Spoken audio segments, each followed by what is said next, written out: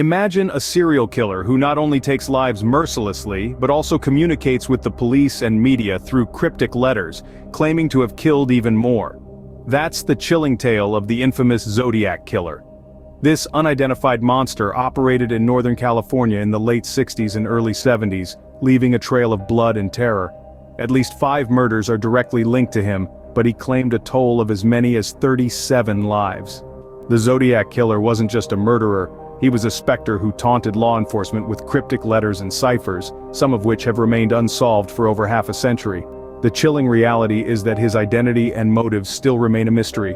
This case is one of the most enduring unsolved enigmas in the annals of true crime. With this stage set, let's dive into the terrifying chronology of the Zodiac Killer's reign of terror. Our story begins in the late 1960s in Northern California, where the Zodiac Killer claimed his first known victims. It was during the final weeks of the year when the tranquility of a lover's lane was shattered by the first recorded acts of a soon-to-be notorious serial killer. The first victims were high school students Betty Lou Jensen and David Faraday. The pair were on their first date, parked on a secluded road in Benicia, a small city in the San Francisco Bay Area. Their evening was brutally interrupted when an unknown assailant approached their vehicle.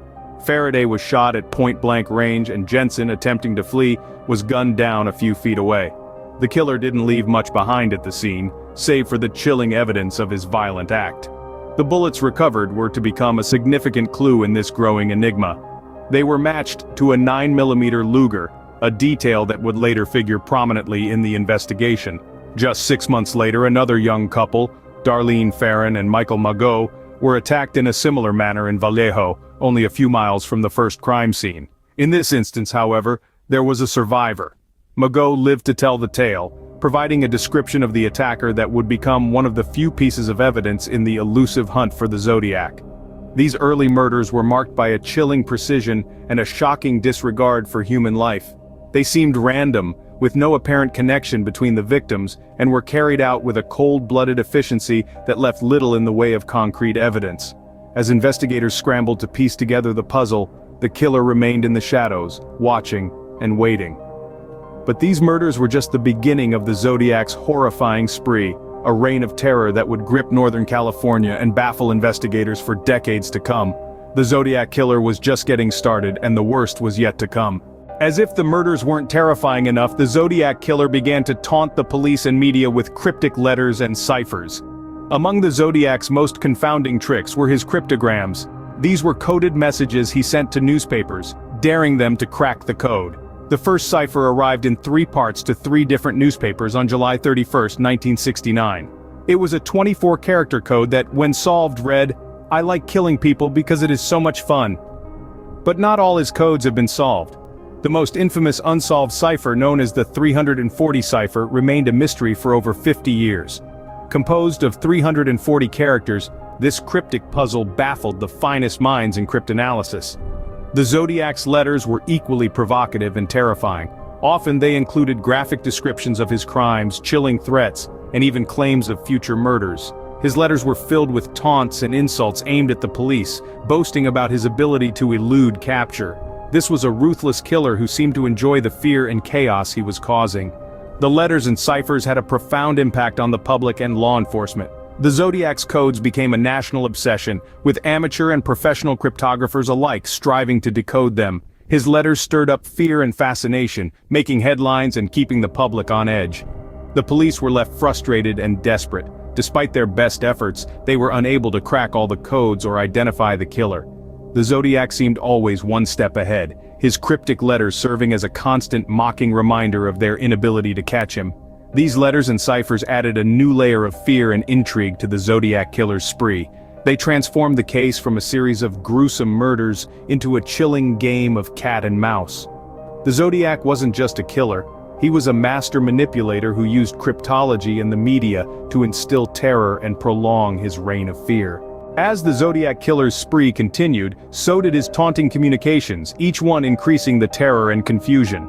The later murders attributed to the Zodiac Killer were as chilling as they were puzzling. On September 27, 1969, college students Brian Hartnell and Cecilia Shepard were picnicking by Lake Berryessa when they were approached by a man in a hooded costume, claiming to be an escaped convict. the man tied them up and proceeded to stab them repeatedly, leaving them for dead. Miraculously, Hartnell survived, providing a detailed account of the terrifying encounter. Just 2 weeks later, on October 11th, cab driver Paul Stein was shot in the head in the Presidio Heights neighborhood of San Francisco. The killer took Stein's wallet, keys, and a piece of his blood-stained shirt, which he would later mail to the San Francisco Chronicle as proof of his deed. As the body count rose, so did the Zodiac's audacious claims. In letters to the press, he boasted of having killed as many as 37 individuals, although law enforcement could only definitively link him to 5 murders and 2 attempted murders. Each claim, each cryptic message was designed to instill fear and perpetuate his own infamy. With every murder, with every letter, the Zodiac Killer seemed to be taunting the authorities, daring them to catch him. His identity remained elusive, his motives unclear. Was he a ruthless killer enjoying his deadly game? Or was he a disturbed individual craving attention and recognition? Despite the numerous suspects and theories put forth over the years, none have been definitively proven. The Zodiac Killer, whoever he may be, has managed to remain a faceless specter, his true identity as enigmatic as the cryptic ciphers he left behind. With each new murder and letter, the Zodiac Killer seemed to become an unstoppable force of terror.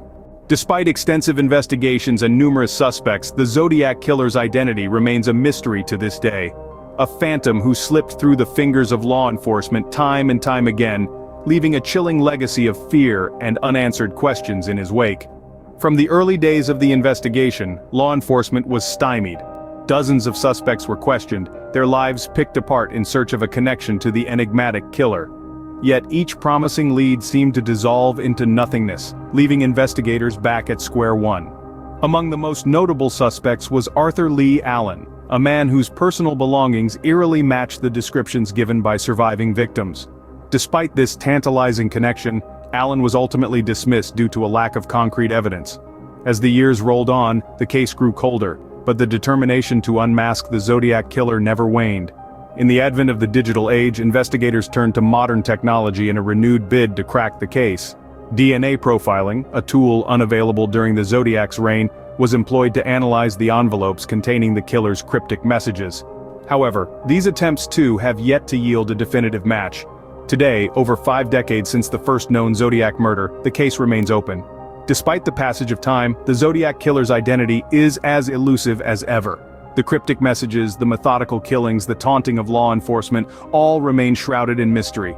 Yet, the quest for answers continues, fueled by the hope that one day the Zodiac Killer will finally be unmasked.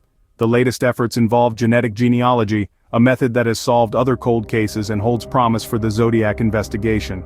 The Zodiac Killer case remains one of the most chilling unsolved mysteries in the annals of true crime, a testament to the enduring power of the unknown and the relentless pursuit of justice, even in the face of the most daunting challenges. Though the Zodiac Killer's spree ended decades ago, his legacy continues to haunt us.